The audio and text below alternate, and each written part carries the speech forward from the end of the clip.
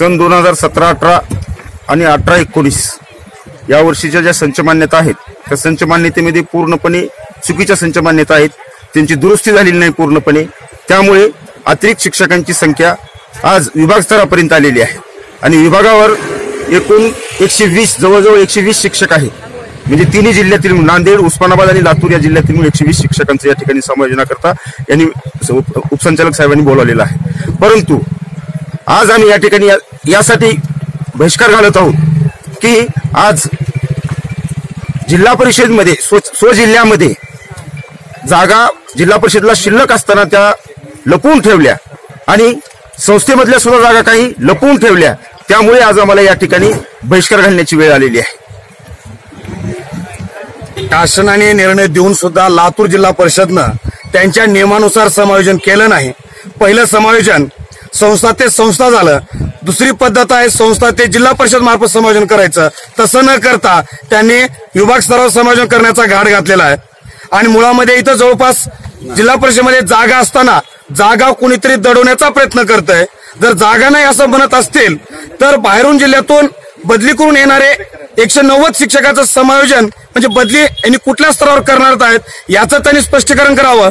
तर शिक्षकामध्ये कुजबूज चालू आहे की बदली करून येणाऱ्या शिक्षकाकडून प्रत्येकी 3 ते 4 लाख रुपये हे प्रशासन घेत आहे आणि त्यांच्यासाठी जागा निर्माण करत आहे आणि जिल्ह्यातील युवा पिढी शिक्षकांना बाहेर पाठवण्याचा यांचा प्रयत्न आहे। पण शासनाने वेळोवेळी निर्णय देऊन सुद्धा शासनाच्या निर्णयाची पायमल्ली लातूर जिल्हा परिषद करत आहे आणि जोपर्यंत आमच्या मागण्या मान्य होत नाहीत, जोपर्यंत अतिरिक्त शिक्षकाचं समायोजन लातूर जिल्ह्यात होत नाही तोपर्यंत ही प्रक्रिया आम्ही होऊ देणार नाही आणि सर्व शिक्षकांनी यावर बहिष्कार टाकलेला आहे आणि हा बहिष्कार कायमस्वरूपी असेल। समायोजनाची जी प्रक्रिया आहे ही पहिल्यांदा जिल्हा स्तरावर झालेली आहे। जिल्हा स्तरावर जे समायोजन झालेलं आहे ते खाजगी टू खाजगी, खाजगी टू जिल्हा परिषद। त्यानंतर जिल्हा परिषदमध्ये जर जागा रिक्त नसेल तर शिक्षणाधिकारी आणि सीओ यांच्या स्वाक्षरीने अतिरिक्त झालेले तिन्ही जिल्ह्याचे आपल्याकडे याद्या आल्या।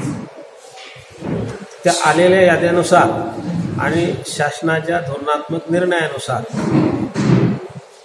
विभागीय स्तरावर समायोजन करायचे आहे। हे जे शिक्षक आहे सगळे शिक्षक हे कायम शिक्षक आहे आणि यांचं वेतन सुरू आहे। शासनाची भूमिका अशी आहे की ज्या ठिकाणी शिक्षक नाही अशा ठिकाणी यांना समायोजित करून किमान काम द्यावं ही भूमिका आहे त्याच्यामध्ये समायोजनाची।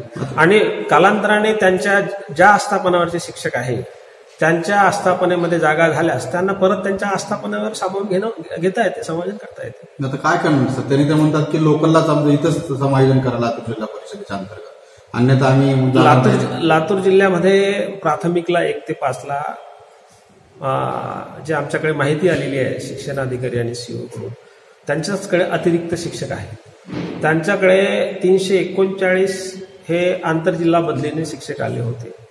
त्यापैकी काही शिक्षकांचं समायोजन झालेलं, अद्याप त्यांचं समायोजन व्हायचं आहे।